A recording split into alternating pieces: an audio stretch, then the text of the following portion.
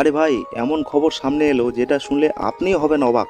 দারোগার চরিত্রে রঞ্জিত মল্লিক। হ্যাঁ হ্যাঁ, ঠিকই শুনেছেন। বন্ধুরা, ভিডিও শুরু করার আগে আপনাদের জানিয়ে দিয়ে রাখি, বলিউড টলিউড থেকে আগত সমস্ত মুভির আপডেট আমি রেগুলার দিয়ে থাকি। ভিডিও সবার আগে পেতে বেল আইকনটি প্রেস করে দিও।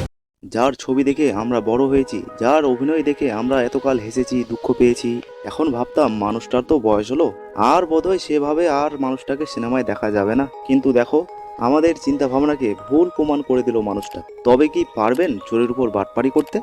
রঞ্জিত মল্লিক অভিনীত দারোগা মামুর কীর্তি এই ছবিটি মুক্তি পেতে চলেছে আগামী ফেব্রুয়ারিতে। ছবিতে লক্ষ্মীবাবুর চরিত্রে অভিনয় করেছেন রঞ্জিত মল্লিক।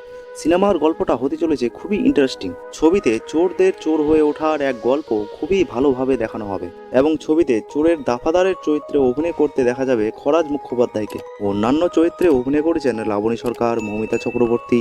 ছবিটির একটি ইন্টারেস্টিং বিষয় হলো যে ছবিতে অনুকূল নামের এক বহুরূপী চোরের চরিত্রে অভিনয় করেছেন খরাজ মুখোপাধ্যায়। থাকছে এই অভিনেতার 8টি ভিন্ন লুক। পরিচালকের মতে খরাজের অভিনয় এই ছবির অন্যতম আকর্ষণ হতে চলেছে। এই তো ছিল আজকের আপডেট। ভিডিওটি ভালো লাগলে অবশ্যই একটা লাইক, কমেন্ট, শেয়ার। আবার কথা হবে পরের ভিডিওতে।